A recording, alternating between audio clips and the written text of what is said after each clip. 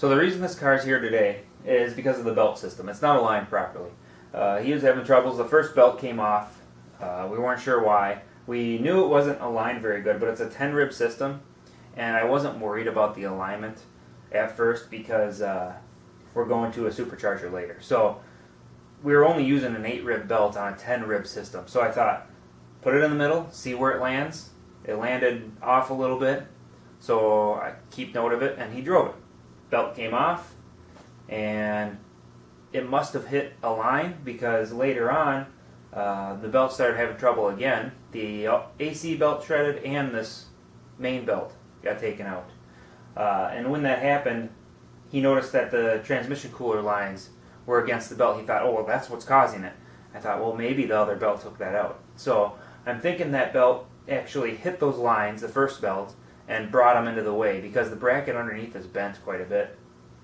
So I kind of quick flex those out of the way a little bit. I have the belt back on. Now I'm trying to figure out how it's unaligned.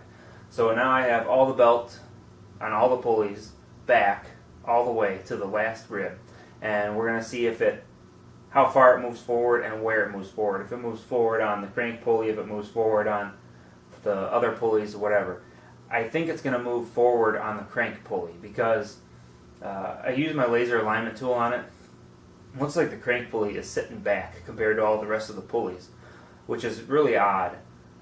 So I'm going to get the camera set up so you can see that, and most likely we'll get to see something move and hopefully solve the problem with this car. I have a feeling there's some kind of balancer hub issue.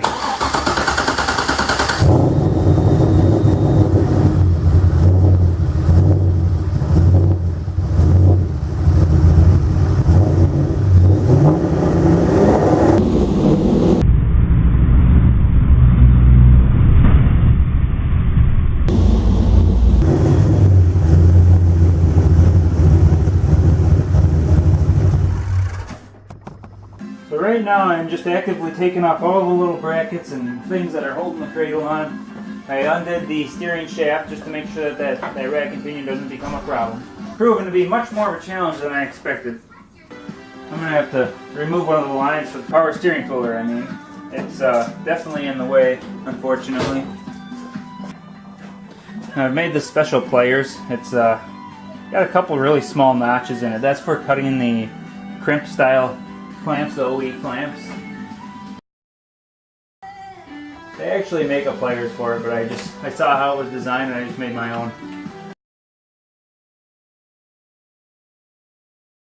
The reason it works is those little teeth, they keep it from sliding. Otherwise, if you go like here, it'll slide and do that number on you. But if you have the little teeth, it doesn't take much, you're able to actually cut it. Now I got access to the damper. I have to get that giant ARP nut that's torqued to I think 239 foot-pounds. It's amazing how tight these ATI balancers are. I'm actually going to show you here that I made a custom puller just for these things because they are so ridiculously tight of a press fit. They want a little bit tighter than normal, and I like them tight. That way you can't have a slip. Won't slip and turn on you under high power conditions. Whew, there it is. Wow, it was tight all the way.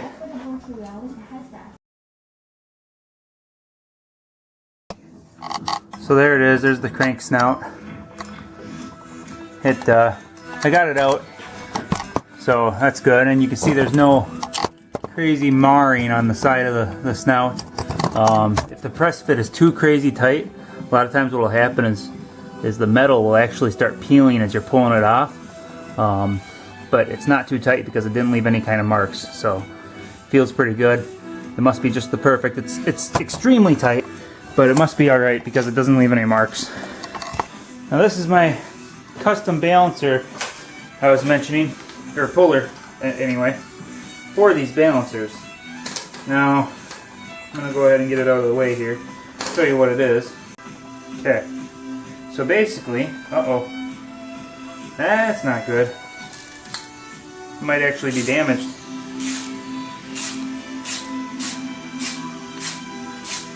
That one might have been a little much for it.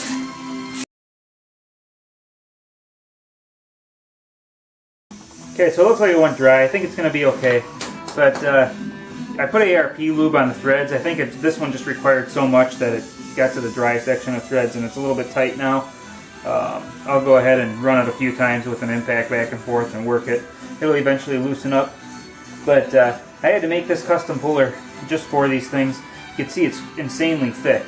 It's, I don't know, my thumb's a little over an inch. So it's probably 1.1 inches or something like that. Now it's a plate of aluminum. See how wide I have it? I did that for the strength factor. They use these little bolts, and if you have your puller, you know, tweak at all, I mean, if it starts tweaking at all like that, these bolts break off. They don't have very good pull strength. In fact, this one is a little bit bent. I can see it. So if that one's shot, throw that out. This one looks okay. So I think when I had this on here, I was not quite centered. Normally, these pulleys are smaller. Actually, I have one right here. And when it comes to putting it on there, it lays flat on the pulley, right? So this is from another LS. This is from this car. And, you know, normally it lays flat, so I can just tighten it down. I think I might have had it just a little bit crooked, a little bit wonky. And so it made it a little crooked, which caused the bolts to fail. Well, not completely fail, but come close. So now what I need to do is I need to compare these two balancer hubs, because this is the correct hub. I know that. Okay, so I think the hubs are correct. Looks like the first rib of the belt is still in the same spot. So that's correct. This one's just wider. So it's not the hub. It's got to be something in the motor, whether it be timing chain or the oil pump space or something of that nature is causing this thing to sit in further than it should. So now I have to go ahead and look into what the hell is going on there.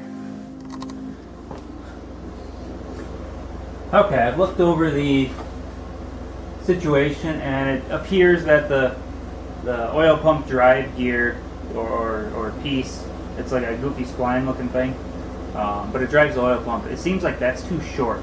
I did not pull it all apart, and just to verify that there's a timing chain issue, like they gave us the wrong timing chain gear or something that is too narrow, I'm going to go ahead and I'm going to take the drain plug, open it up, and just take the first blast of oil, because this thing hasn't even been driven enough to have a first oil change. If there's a timing chain lineup concern, the oil will show metal. I mean, that's a guarantee. But I highly doubt that, because I always turn the motors over when I build them, and I check for any kind of interference issues. And so I highly doubt there's any kind of interference going on.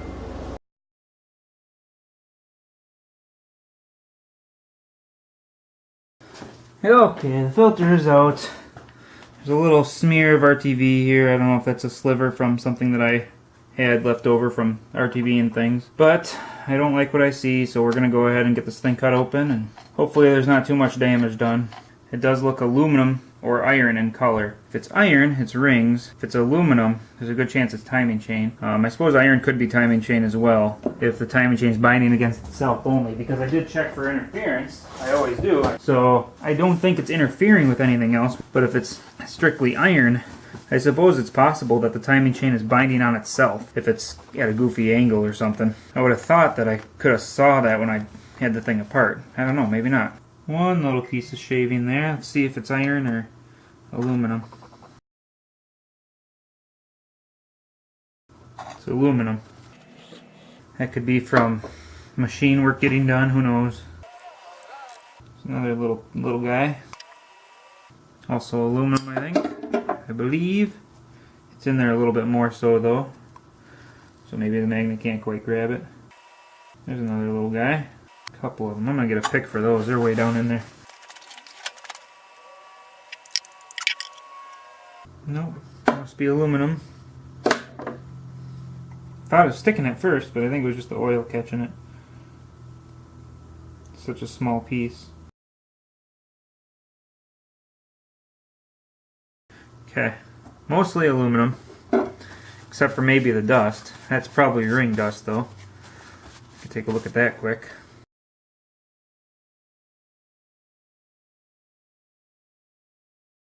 Yep, there's definitely iron in the oil. Iron flakes or extremely small stuff. I don't see anything crazy alarming. A little bit excessive on the dust and stuff, but I don't know. Doesn't seem like it's horrible. It's not good, but it's not horrible. So what the heck is going on?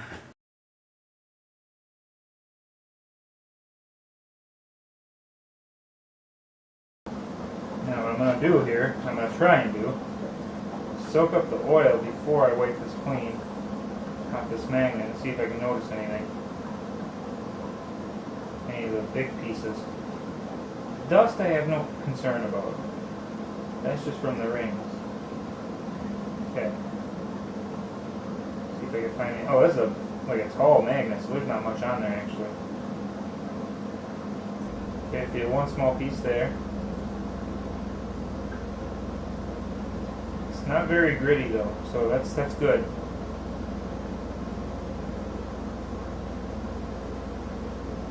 And the oil isn't looking half bad now.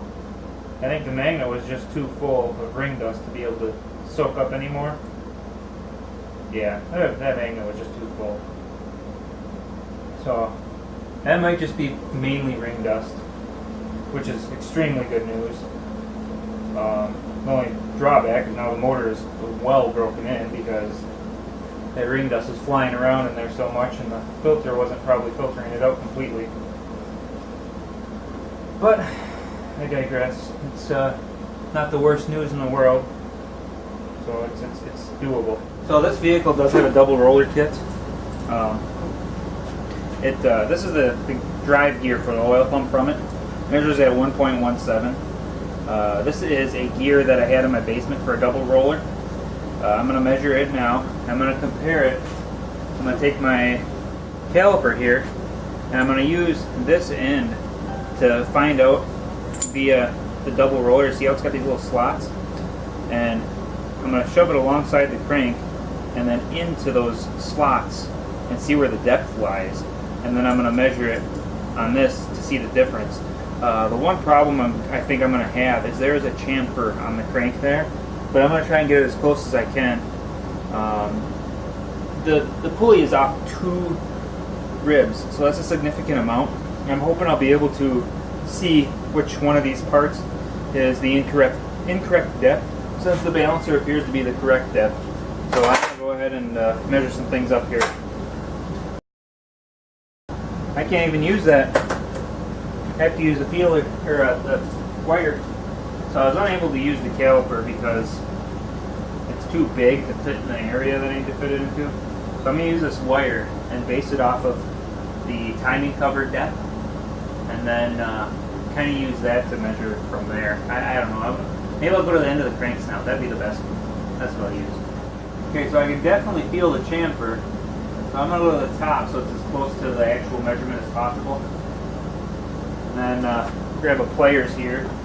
Or actually, I'm going to use a file. I'm going to mark the wire with a file.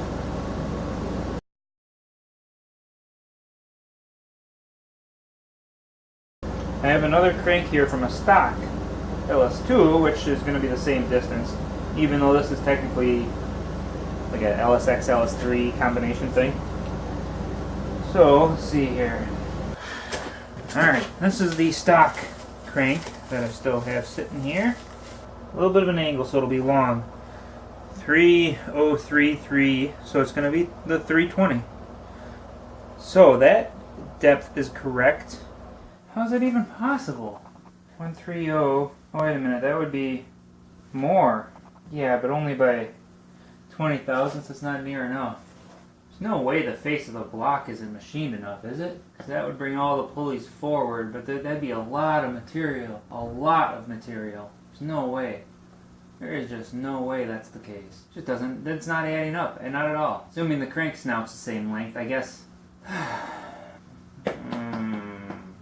280 thousandths, so it's a little over a quarter inch. Yeah, this just has me boggled. I don't get it. I got some measuring to do.